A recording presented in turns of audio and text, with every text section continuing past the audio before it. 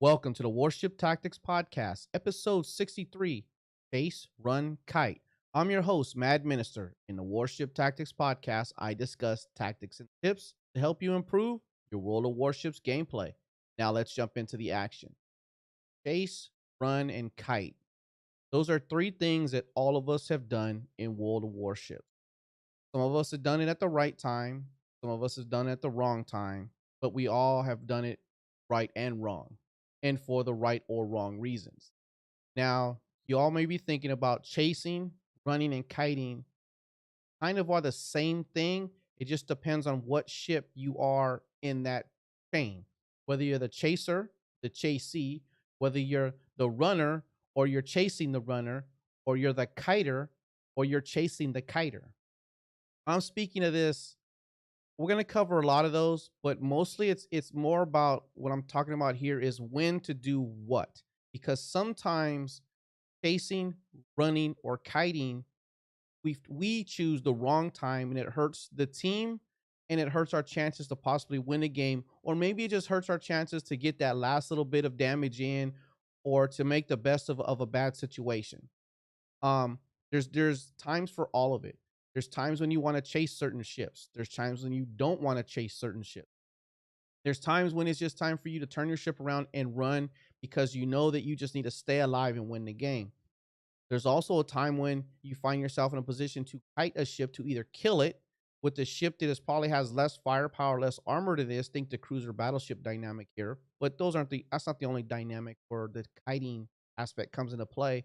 But you may be able to kite two or three enemy ships on a flank, allowing your team to dominate the other flank or take the middle and put the enemy team ships that are chasing you as a kiter into a bad position.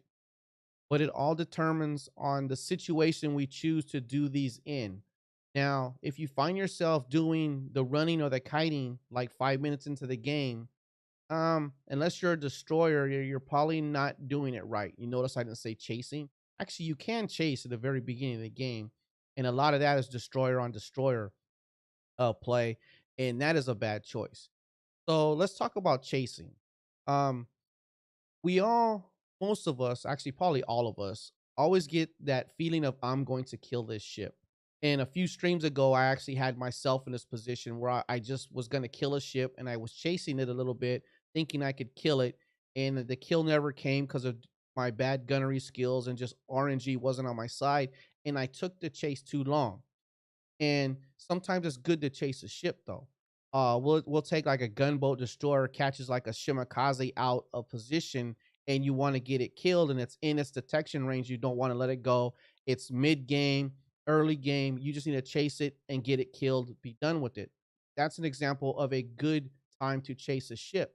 But the direction you're chasing that ship in makes a big difference on how effective the chase is. If you happen to be chasing, we'll use that example, the Shimakaze Fletcher thing, because that's taking one of my examples into effect here, which is I was a Fletcher chasing the Shimakaze, but the situation will be different. I'm gonna talk about if you're in a situation and you're chasing the Shimakaze is obviously running from you. If the Shimakaze is actually using its guns, it becomes a kiting situation. You need to recognize that. If the Shimakaze is not using its guns and not attempting to turn its ship in a way to get the torpedoes off, it's running. It's trying to break contact. It's trying to drop off detection and sneak away.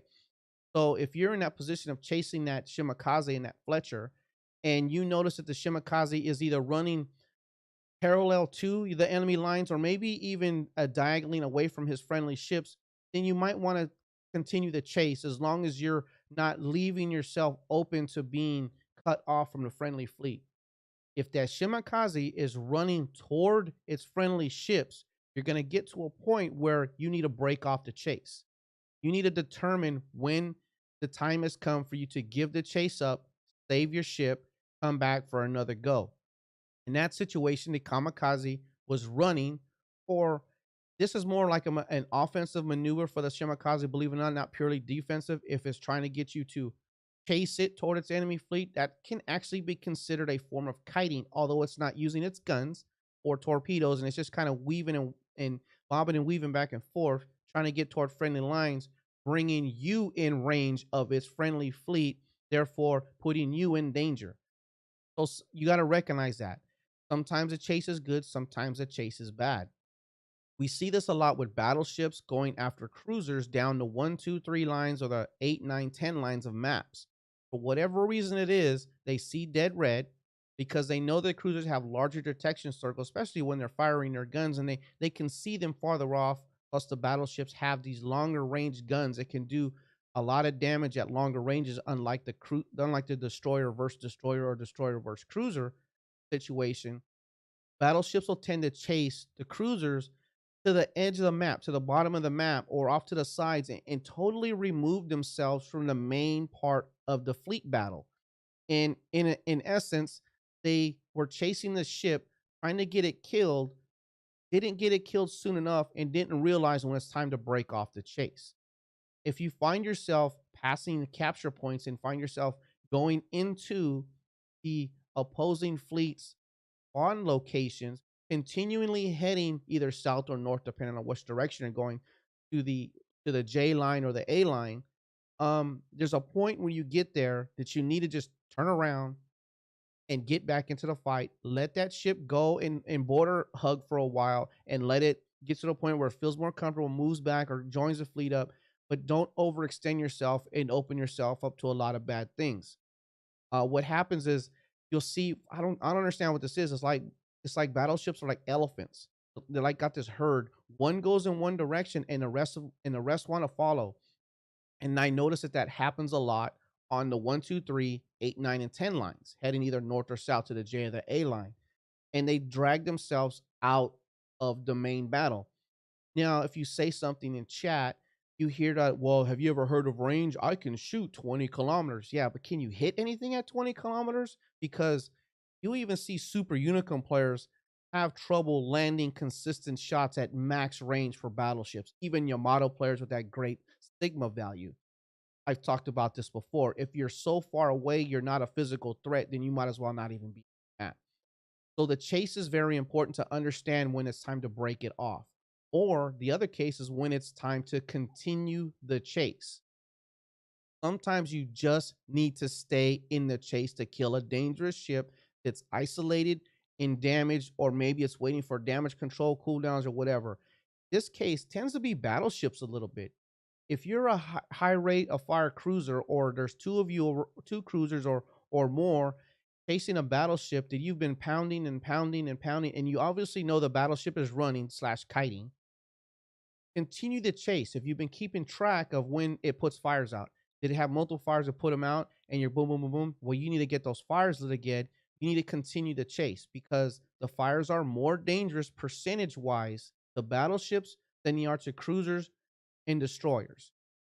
Actually, aircraft carriers are the only ones I think take. If I remember the numbers right, aircraft carriers actually take more damage percentage wise than battleships. I may have that backward though. I should know that, but I'm pretty sure they're really close, if not flipped. But anyway, that's a case of you may want to continue the chase, taking that there are certain situations that your chase is meeting. One of them being you're not opening yourself up to flanking fire from ships who are within relative medium long range of you, especially if you're in a cruiser and you're giving broadside to battleships. Now, if you're off one edge of the map or the other, or maybe even crossing the A, B, C lines or the J line, from east to west or west to east, sometimes you can circle around and rotate around where you'll chase the battleship back toward its battle lines, its fleet. Maybe they're getting cornered, and you're still relatively angled to most of the threats.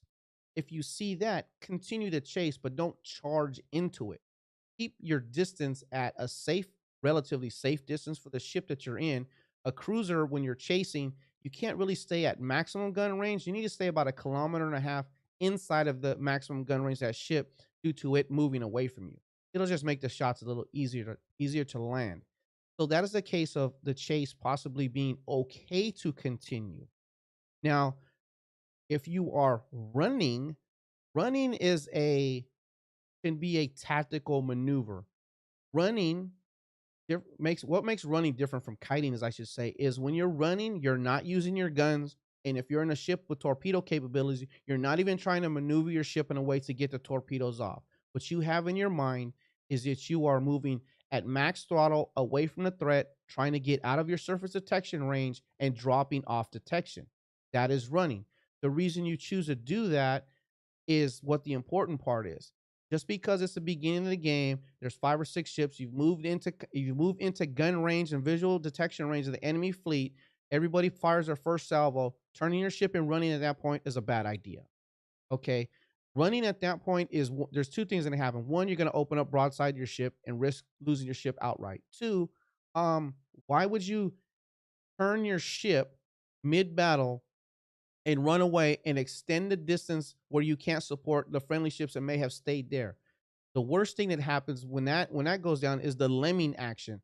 One turns, oh, here we go. Oh, that ship's turning away. I'm gonna turn away too. Then, oh, look at those 2 ships turning away. Then I'm gonna turn away too. Next thing you know, all your ships are running, and you're just giving up a section of the map because yeah, it's a defensive posture to have your ship angled away from the enemy fleet and moving. But when you're moving at max speed to do it, to get out it, to drop off detection, and they all do it at the same time, you're giving up map control. You're giving up that capture point. You're giving up that flank. You're giving up that section of the map without a fight. And if the enemy fleet notices that you're doing it, it turns into the chasing scenario again, and they can rush up knowing that you have limited firepower capabilities to blunt that advance. You have chosen the wrong time to run, but there are good times to run. A lot of these come late in the game, mid late game or late game. The games are really close. You have a cap point advantage, and all you need to do to win is survive and keep your ship alive. Then you need to run. Guns go cold. You go straight away from the nearest threat, and you drop off detection, never to be seen again. That is a case of when it is time, when it's running is a good thing. The problem is some people get that itch. They have that itch. Their ship is they're gonna get away. They got like 2,000 health left. They think in their head, they're not gonna hit me. Let me get this one salvo off to try to start that fire, or let me get this last little bit of damage in there before you win this game. You're the last ship left on your team. You got a cap point advantage. You got a point advantage. There's 2 or 3 ships on an enemy team. They're not fast enough to take the caps. There's not enough time in the game for them to take the caps. Pull the trigger. They all fire at you, and that one shell hits your citadel, and boom, you just lost the game because you had that itch. You knew it was time to run, but you didn't run because running means I'm dropping off detection. I don't want to be seen. I want to save my ship for a chance to win this game or a guaranteed win. That is proper running. Improper running is you open up the distance, fire your guns, then open up the distance again, fire your guns one more time, and you keep firing your guns in a manner where you're not putting out your maximum potential DPS, but at the same time, you're leaving yourself open to return gunfire. That's not running. If you want to kite, kite. If you're going to kite, you use your guns, use your guns, use your guns, use your guns, and you're probably not going to be at full speed. You're going to be playing with the throttle. You're going to be full speed, half speed, three-quarter, quarter. You're going to be playing with the throttle, maneuvering your ship, keeping the chasing ships within gun range, and using your guns, using your guns, using your guns. That's not running. That's kiting. We're going to get to kiting. Running means you're going guns cold. And a lot of people don't understand when to go guns cold because they get that itch. They have that itch to just do that extra 500 points of damage. And I don't understand that. It makes absolutely no sense to me. Would you rather do 500 more points of damage and lose the game? Or would you rather not do 500 more points of damage, win the game, and get the bonuses for being on the winning team? You're going to make more credits and experience if you take the bonuses for being on the winning team as opposed to getting I want to get that extra 500 points of damage, because there's a lot of people out there just do that and you're not running properly. Running is bad when you're going to completely give up control of a flank or a section of the map. Sometimes we have no choice in this. Maybe the lemming train action happened on your teams. You took it upon yourself to try to stall the other side, the other flank. You find yourself out there 1, maybe 2 ships facing 6, 5, 6, 7 enemy ships. You get to the point where you do some damage, launch some torpedoes if you got them, depending on what ship you're in, and all of a sudden you realize, you know what? It's time for me to turn tail, and I need to run, open up the distance, maybe get closer to the tail end of my fleet, and then think about re-engaging. Okay, we just get forced into that. It's either that or you throw your ship away early or mid game. honestly, it's up to it's how you want to play that situation. Maybe you're in a battleship, a German battleship, and you just got a bunch of cruisers coming at you, and then as long as you stay out of their torpedo range, you got a really good chance of possibly winning a 3-on-1 battle. But think about it: if you're in that lemming train uh situation and you decided to go and try to stall the weak side flank, most likely it's going to be more than 2 or 3 ships you're facing, unless the enemy team also lemming trained into your lemming train. Then you need to recognize that if you decided to defend that, and then you just go ahead and impose your will on those other ships, and it just becomes a who's better at the game at this point. But that's something for another topic, another day, another episode. But running is hard to determine when it's the right time to run, because a lot of people associate running with being. There's some words I just don't want to use because they don't make any sense in a video game. We see it all the time. You see people saying that they're scared, or other even more derogatory words than that. But it's a video game. Are you serious? Every time I see those in chat, it cracks me up. But if you're perceived to be running away from ships, right away you get a lot of vitriol in the chat, and you just need to ignore it. If you're trying to save your ship and get to a section of the map that affords you more cover, maybe there's some islands or stuff that you can use to mitigate how many ships can shoot at you, and you're running, or I should say, tactically retrograding to a new location, just do it. Ignore chat and just do it. Hopefully what happens if you're in that situation where you're actually trying to move yourself to a spot on the map where you can better defend an area of the map and your ship, hopefully the enemy fleet just dead reds and chases right after you, and maybe they put themselves into a bad chase that takes the advantage they had away from them and places on your ship. Now we could talk about many maps, many scenarios versus this ship and that ship and this ship and that group of ships, and maybe it's a division. There's so many of them, we can't even go over it. It's something we need to recognize when we see it happening, and either try to take advantage of it offensively or take advantage of it defensively and save our ship for a better fighting location. Because sometimes you even need to give up a cap and give yourself a 3-to-1 cap deficit to save the ship, to be able to reconsolidate the firepower of the fleet to then take another cap, as opposed to going into a cap one ship at a time, get picked off, you go in there, get picked off as you go in there. Those are things we need to recognize in the running scenario. Now, the kiting scenario, the kiting, if you're the one who's doing the kiting, the ship that's dragging the other ship or ships with you, that is an offensive maneuver, believe it or not. You are intentionally, when you're kiting, made the decision to keep those chasing ship or ships within your gun range or just on the edge of it. Because think of this: you're moving away from them, they're moving towards you. You can fire shots at them when they're right on the edge of your gun range, and you're still going to hit them. They're not going to outrun them, they're going to run into them. So, kiting, you've made the conscious decision to intentionally keep those ships within your gun range, which means you've made the conscious decision to intentionally keep yourself as a target by not dropping off detection, to try to burn them down, outright kill them, or just save health off of the ships.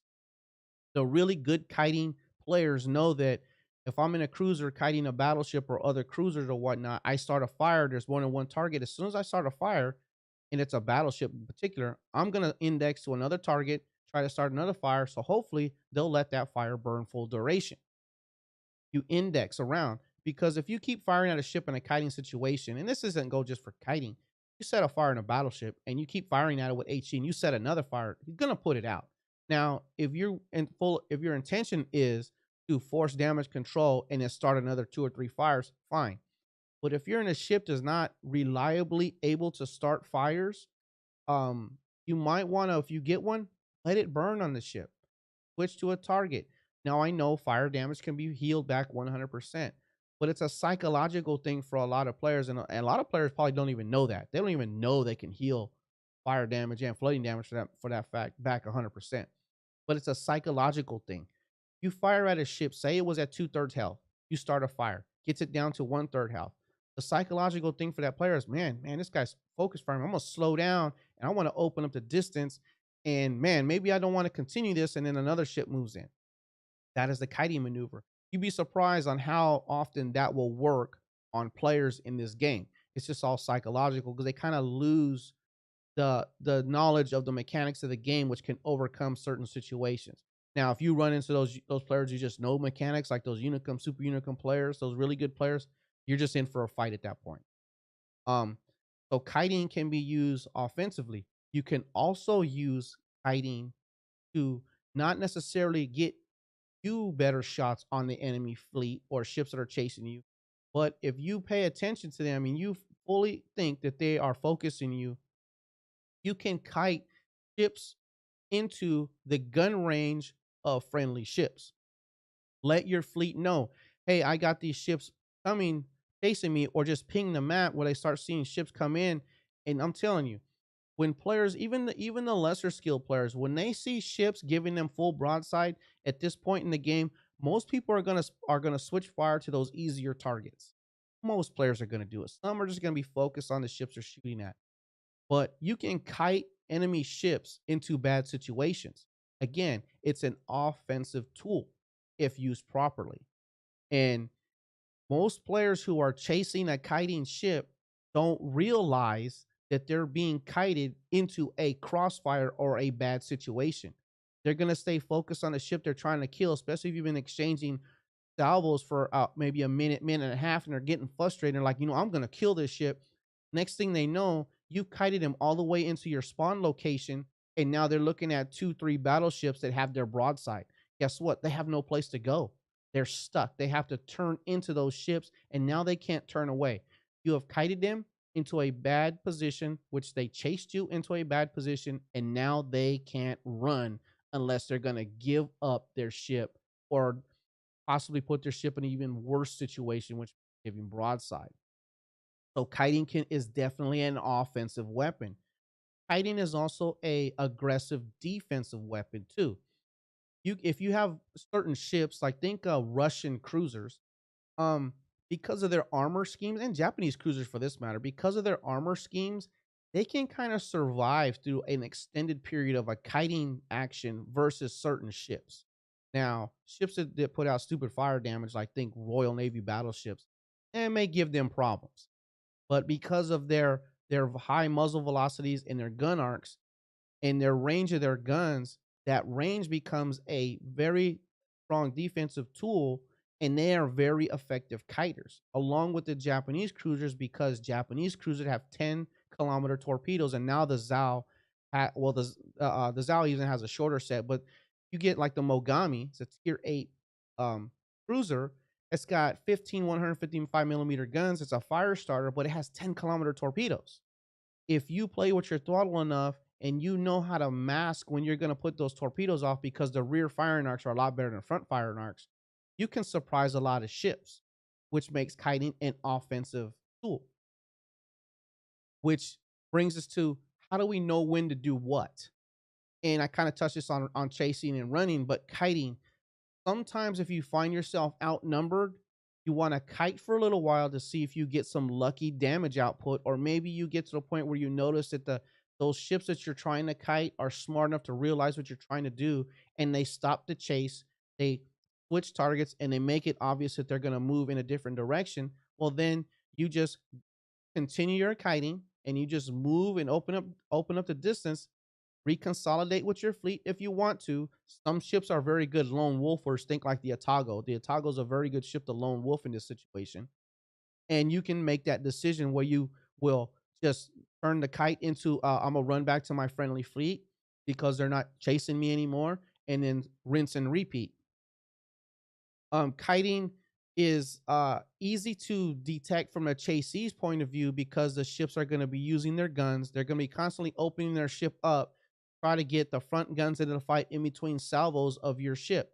Now, if there's more than 1 or 2 ships chasing them, that becomes very dangerous for the kiting ship, which is a ship that's leading you away. But if you see them constantly just staying within their gun range, moving the ship back and forth, trying to get the front guns into the action, or the ones that have torpedo equipped ships opening up enough to possibly get torpedoes out, then you might want to think about, wait a minute, okay, do I really want to continue this chase on this kiting ship, or do I want to just let this turn into that ship running away and disengage the fight and fight on your terms? Because that's what all 3 of these come into: the chase, the run, and the kite. Is that all of us playing this game, whether you're being chased, you're being kited, you're whatever situation you're in, we always want to try and dictate the terms of the engagement as much as possible. You want to fight on your terms. You want to fight where your ship's strengths are present. You don't want to fight where your ship is weak. You don't want to fight on the enemy ship's terms. You don't want to fight when they want to fight. You want to fight when you want to fight. Dictate the terms of the engagement. Chasing, running, and kiting are all forms of dictating the terms of the engagement. If you're running, I'm dictating the terms of my engagement, or I don't want to fight. And this is when I want to stop the fight. Chasing is you're dictating the terms of the engagement is I'm going to continue to chase this ship until I determine that it's no longer beneficial to myself or the team, and you stop. You dictated the terms of the engagement. The kiting ship, continuing to use their guns because they feel they have an advantage in their ship, their maneuvering skills and weather route on a map, and they're continually dictating the terms of that engagement. The chasing ships may think they are, but think about this. If it's 1 versus 3 and the kiter is indexing targets back and forth, the chasing ships are not dictating the terms of that engagement. The kiting ship is dictating those terms. And whatever we do in this game, be it taking a capture point, be it taking a base, be a CV player launching a strike, be it a cruiser going after a destroyer, a battleship going after a cruiser going after a battleship, whatever it is, we always want to dictate the terms of that engagement. We want it to start when we want it to, and we want it to end when we want it to. And chasing, running, and kiting all fit that bill. There's a lot of little things in between those that you add on to that can make them more effective or less effective. And there's so many things like, when do I shoot? How do I shoot? What do I shoot at? Do I wait till I get behind this island to shoot just as I'm dropping off detection so I'm no longer in detection? How do I maneuver my ship between land masses so they can't see me, even though my gun bloom says I should be visible, but because they physically don't have a line of sight to me, they can't see me. Therefore, I drop off detection until I want to pull the trigger again because I actually am kiting, dictating the terms of the engagement. Those are the things we need to think about. Sometimes people just get that dead red. I'm chasing this ship to the edge of the map and I'm going to kill it. Problem is, while you were chasing that one ship, the other 3 ships took advantage of your 2 ships. Now they got killed. Now it's just you versus those 4 ships, but you're on the J line now chasing some ship you can't even see. Or you didn't know when it was time to run and flip the scenario around and goes, you know what? I just need to survive. And so these people don't see me because we have all the caps. They're all on one edge of the map. There's no way they can get to the other capture points. There's 3 minutes left in the game. We have a 300-point advantage or 200-point advantage. Just let me disappear, never be seen again. Let's win this game. Let's go back to port, pick another ship, and do it all over again. And then kiting. Some ships just aren't good at it. Other ships are excellent at it. That's just something we need to know. I can give you a couple of examples. I already did. Russian, Japanese cruisers are really good at kiting. Russian destroyers, really good at kiting. American destroyers, they suck at kiting unless it's another destroyer. Anything else, they're terrible at it. U.S. Navy cruisers, man, I hope you don't get in a situation trying to kite a battleship with one of those because the gun ranges are so short. The armor scheme is, yeah, you probably don't want to be kiting an American destroyer too much, although it can be done, and there's some people probably very good at it. Generally, you probably don't want to do that. French cruisers, because of their speed, they can be really good kiters, especially the ones with the larger caliber guns that can return some serious damage on the battleships. But a lot of it determines map, not just a map location, game mode, standard, domination, epicenter. Man, if you're kiting an epicenter, you know what? The epicenter fight should be in the rings or right on the periphery of the rings. If you're kiting an epicenter to the J line, A line, 1 or 10 line, the game's probably been over for a while now, and you might as well just turn around and try to see if you can kill that ship that's chasing you. So it determines on game mode and ship type. And for a certain degree, it kind of depends on what tier you're fighting in too, because some ships are just not very good at chasing type battles, running and chasing type battles. There's some ships that their rate of fire is just terrible for it. There's some ships where they're just slow. Like, you're not going to be kiting in a tier 6 U.S. Navy battleship because they're doing 18 knots in the water, dragging a sunken ship under the water, with one propeller going. they're not going to run away from anything. They can barely run away from themselves. So there's just certain ships where you're just not going to kite, and you're not going to chase. You're not going to chase anything in one of those battleships either. And you're not going to really run. You're just going to be fighting wherever the ship is at. Let's just put it that way. Some tiers of ships just are not good at any of these things. For the most part, the destroyers can probably do all three of them to a certain degree or another. A lot of the cruisers can do all three to a certain degree or another. Battleships in the early on, I just went over that. They're really not too good at some of it. Plus, their base surface detection ranges, once you get to the higher tiers, are so big on most of them that even if you're not using your gun, there's like 6 people staring at you. So you're probably not going to get away with chasing, running, or kiting. But it's a topic that can be just dove into so deep that you could literally probably talk for an hour about just chasing, talk for an hour about just running, and probably talk for 3 hours about kiting, because there's so many ways to go about kiting. It's almost unbelievable. But the thing I'll leave you all with this is try to remember that who is actually dictating that engagement, who is actually dictating what's going on. Are you dictating by the chaser, or is the runner dictating? Is the kiter most likely dictating? If you understand that you're not the one dictating that engagement, look at the mini map, look at your surroundings, figure out where you're gradually moving yourself into. You need to identify if it's a bad situation you're getting into and stop it before you get there. Remember, not just a bad situation for your ship, a bad situation for the friendly fleet as a whole to try and win the game. Those are the things we need to identify and think about when you find yourself focused on one ship moving directly away from you. Think about that. Am I the chaser?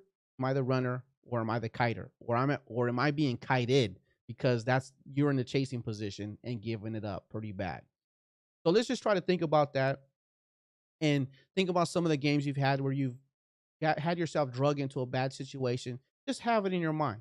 You don't have to think about it every time. It's just another thought process to have as we're playing this game. Try to become better players and identify situations before they turn into just absolutely terrible situations. We want to identify a bad situation before it gets terrible, and we definitely don't want to end up in a disaster situation, because we've all been there. I've done it. You've all done it. We've all allowed ourselves to get into a bad situation because we didn't recognize chasing, running, or kiting at the proper point in time of that action.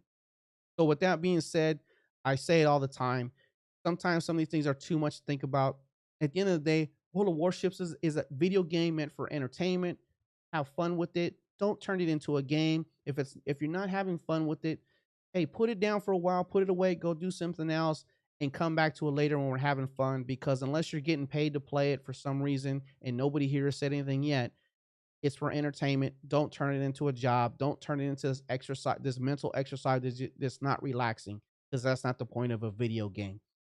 So go out and use these thought process to help you kill those pesky red ships as fast as possible and drive your winning percentage up as high as you can get it.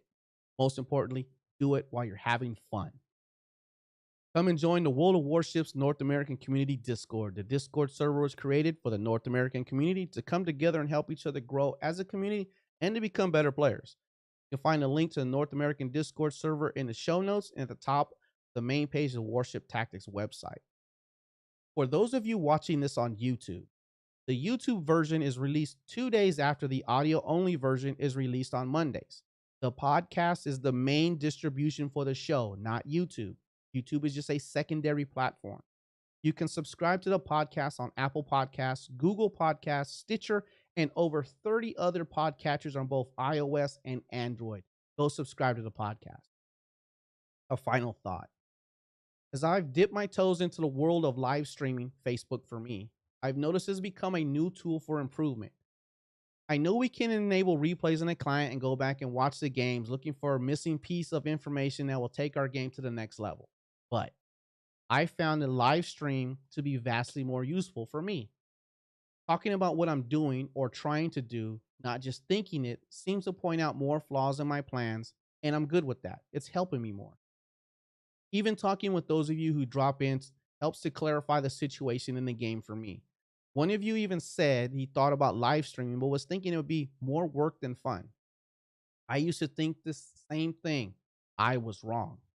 I chose to stream to Facebook because you're not tempted by all the bells and whistles that are available in Twitch. With Facebook, you just hit go live and you're done. I'm not saying Facebook is better. It's just simpler for the first time or the casual streamer. If you hit the big time, then man, you know what? You probably should move to Twitch and use all those tools they have to take it to the next level, bigger and better things. Anyway, if you're interested in streaming, just do it. Don't worry about all the screen overlays or the webcam setup. It's not important. You don't even need to show yourself. You don't want to, or you're just uncomfortable with having your face on video. I used to be. You will discover a new form of fun. Trust me, I've determined that I enjoy it and I can't wait to be able to set up an actual schedule for it. So if you're thinking about live streaming, just go do it. Last thing, torpedoes in the water are nobody's friend. Remember that. Unless they're deep water torpedoes and destroyers, I'm going to keep telling you, and you should already know this, you're safe. I'm your host, Maddminister, and you've been listening to the Warship Tactics Podcast, where I try to help you improve your World of Warships gameplay. Visit warshiptactics.com to subscribe for new episodes on Mondays. Thank you for listening. Look at that. Facebook people, you get to see the post roll. That was a one-take job. Even though it's got some hiccups in there, I like to keep those in there because I think it adds a little bit of flavor to the YouTube version of this, the video version. There's no more information you'll get in the video version you will in the podcast, because the actual between the intro and the outro, that's the meat and potatoes of what I'm trying to get across. Here you just get to see a few things on here, and man, we just have some fun with it. And I'm still working on getting the episodes 1 through 60 recorded on audio only. There won't be no video with those. It'll probably be an audiogram. Anyway, for those of you who are still watching this on YouTube, I thank you for checking it out. Hey, go subscribe to the podcast. Tell you that way you get to listen to it in your ears while you're at work on Mondays. It comes out 1 o'clock in the morning Eastern time. Thank you all for watching.